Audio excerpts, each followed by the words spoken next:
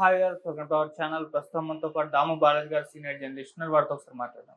Sir నమస్కారం sir. నమస్తే. Sir, Dil Raju గారు సినిమా వాళ్ళకు ఒక వార్నింగ్ అయితే ఇచ్చారు సార్. అంటే సినిమా వాళ్ళు ఎవరైనా డ్రగ్స్ ని వాడితే ఇక బహిష్కరణ తప్పదు అంటే అయితే వార్నింగ్ ఇచ్చారు. మరి వార్నింగ్ ఎలా చూడాలి? మరి ఇప్పుడన్నా సినిమా వాళ్ళలో డ్రగ్స్ వాడకం తగ్గించేసే అవకాశం ఏమన్నా కనిపిస్తుందా ఈ వార్నింగ్ తో? మరి మీరేం చెప్తారు సార్ దీనికి సంబంధించి? నిన్న international day against drug usage and illicit traffic అనేది అంతర్జాతీయ మన ఐక్యరాజ్య సమితి ప్రకటించింది. సో దీన్ని WHO అమలు చేయమని ప్రపంచం అంతా చెప్తుంది. ఎందుకంటే ప్రపంచవ్యాప్తంగా 30 కోట్ల మంది డ్రగ్స్ వాడుతున్నారు. దాదాపు ఒక 5 నుంచి 6 కోట్ల మంది సీరియస్గా డ్రగ్ వల్ల వచ్చిన జబ్బులు, రకరకాల బాధలు పడుతున్నారు. సో అందుకని ఈ డ్రగ్ అబ్యూజ్ కి వ్యతిరేకంగా పోరాడాలని చెప్పి పిలిపించారు. బేసిక్గా దీని లక్ష్యం ఏంటంటే, ఒకటి డ్రగ్ యూసేజ్ని తగ్గించాలి. తర్వాత డ్రగ్ యూసేజ్కి అలవాటు పడిన వాళ్ళకి రిహాబిలిటేషన్ చేసి వాళ్ళకి హెల్ప్ చేసి వాళ్ళని డ్రగ్ యూసేజ్ నుంచి బయటికి తీసుకురావాలి, అడిక్షన్ నుంచి.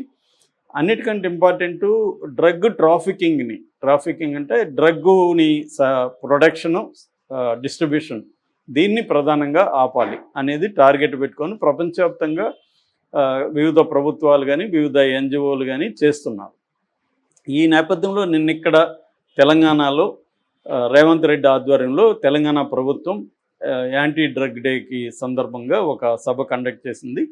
సో ఆ సభలో రామ్ చరణ్ అండ్ విజయ్ దేవరకొండ కూడా పార్టిసిపేట్ చేశారు. వాళ్ళతో పాటు తెలంగాణ ఫిల్మ్ డెవలప్మెంట్ కార్పొరేషన్ చైర్మన్గా ఉంటున్న దిల్ రాజు కూడా పార్టిసిపేట్ చేశాడు. ఈ సందర్భంగా చరణ్ చాలా బాధపడ్డాడు. నా పిల్లల్ని, నేను ఒక తండ్రిగా చాలా భయం వేస్తుంది, రేపు బిడ్డల్ని బయటికి పంపించాలంటే ఎక్కడ డ్రగ్స్కి అలవాటు అవుతారనే ఒక భయం అయితే వేస్తుందన్నాడు. అట్లాగే విజయ్ దేవరకొండ కూడా డ్రగ్స్ వాడడం మంచిది కాదన్నారు. సో మంచిదే ఇవన్నీ, ఎందుకంటే యాంటీ డ్రగ్ డే కాబట్టి డ్రగ్స్ వాడకుండా ఉండాల్సిన అవసరాన్ని కొంత సెలబ్రిటీల ద్వారా చెప్పిస్తే ప్రజల్లోకి వెళ్తుందనేది రేవంత్ రెడ్డి ముందు నుంచి కూడా ట్రై చేస్తున్నాడు. ఆయనకు సరిగ్గా సహకారం దొరకలేదు.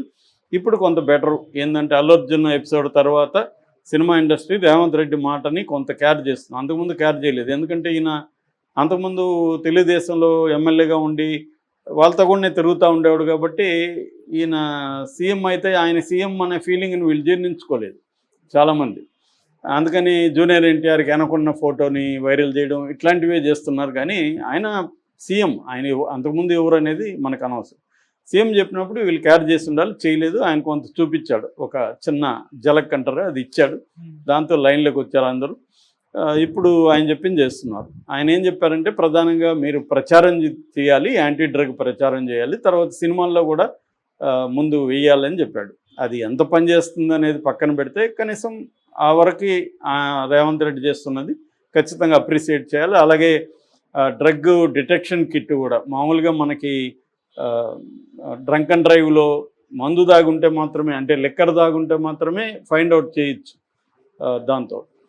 కానీ డ్రగ్ని అలా డిటెక్ట్ చేసేది ఏమీ లేదు. దాన్ని ఈయన తెప్పించాడు. ఈయన రాగానే ఫ్రాన్స్ నుంచి అక్కడ నుంచి తెప్పించాడు. అవన్నీ కూడా మంచివే, ఎందుకంటే డ్రగ్ అబ్యూజ్ అనేది విపరీతంగా పెరిగింది ఈ మధ్యకాలంలో. ముఖ్యంగా స్టూడెంట్లలోకి బాగా వెళ్ళిపోయింది. దానివల్ల రకరకాల సమస్యలు, ఎడ్యుకేషన్ కట్ అయిపోవడం, వాళ్ళు హెల్త్ పాడైపోవడం, మెంటలీ డిస్టర్బ్ అయిపోవడం, ఈవెన్ డెత్లు కూడా జరుగుతున్నాయి. చాలామంది చనిపోతున్నారు. ఆ మధ్య కూడా 8వ అంతస్తులో ఫ్రెండ్స్ అంతా డ్రగ్స్ వేసుకొని ఒక అబ్బాయి అదేదో బాల్కనీ అనుకొని కిందికి దిగాడు, పడిపోయాడు. నిన్న కూడా ఒక అమ్మాయి 13వ అంతస్తులోకి వెళ్ళి, అది కూడా డ్రగ్ పార్టీ అంటున్నారు, 13వ అంతస్తులోకి వెళ్ళి ఏదో వీడియోనో ఫోటోనో తీస్తుంటే ఆమె కిందికి పడి చనిపోయింది. ఇలాగే చాలాసార్లు చనిపోతున్నారు, హత్యలు జరుగుతున్నాయి, క్రైమ్ జరుగుతుంది, ఇదంతా జరుగుతుంది. దీంట్లో మామూలుగా సినిమా వాళ్ళకంటే క్వాంటిటీలో తీసుకుంటే ఎక్కువ మంది నాన్ సినిమా పీపులే ఎక్కువ డ్రగ్స్ వాడుతున్నారు. కానీ ఏది చేసినా సినిమా వాళ్ళు చేస్తే పబ్లిసిటీ ఎక్కువ వస్తుంది కాబట్టి సినిమా వాళ్ళు కొంతమంది పార్టీలకు వెళ్ళడం, డ్రగ్స్ తీసుకోవడం ఒకటి. రెండవది, అన్ని దేశాల్లో డ్రగ్స్ బ్యాన్ లేదు, అన్ని రకాల డ్రగ్స్ బ్యాన్ లేదు. ఫర్ ఎగ్జాంపుల్ గాంజా, ఇంకొన్ని రకాల డ్రగ్స్ చాలా దేశాల్లో మనకి దొరుకుతాయి. మేము మధ్య థాయిలాండ్ వెళ్ళి ఉంటే అన్ని చోట్ల అవే అమ్ముతున్నారు. ఫర్ ఎగ్జాంపుల్ నేను థాయిలాండ్ లీగల్ కాబట్టి నేను తీసుకున్నాను అనుకో, ఇక్కడికి వచ్చినాక నాకు టెస్ట్ చేస్తే నాకు డ్రగ్ ఉంటుంది. మరి నేను నేరం చేసినట్ట కాదా? ఇది ఒక పెద్ద సమస్య లీగల్గా. కానీ నేరం చేసినట్టు ఇక్కడ చట్ట ప్రకారం. మరి అక్కడ నేరం కాదు అది. కాబట్టి ఇలాంటి సమస్యలు ఉంటాయి. చాలామంది అమెరికా నుంచి వచ్చే వాళ్ళు అక్కడ తీసుకుంటారు, అది లీగల్ కాబట్టి. ఇక్కడికి వస్తే వాళ్ళు టెస్ట్ అలాగే ఆ మధ్య కూడా ఒక ఆయన దొరికారు ఇక్కడ. కాబట్టి ఇలాంటి ప్రాబ్లమ్స్ ఉన్నాయి. రెండోది ఈ ఎన్డీపీఎస్ యాక్ట్ అనేది ఏం చెప్తుందంటే డ్రగ్స్ తీసుకున్న వాళ్ళని జనరల్గా విక్టిమ్స్గా చూడమంటుంది. ఎందుకంటే వాళ్ళు ఒక దానికి అలవాటు అయిపోయారు ఏదో కారణాల వల్ల.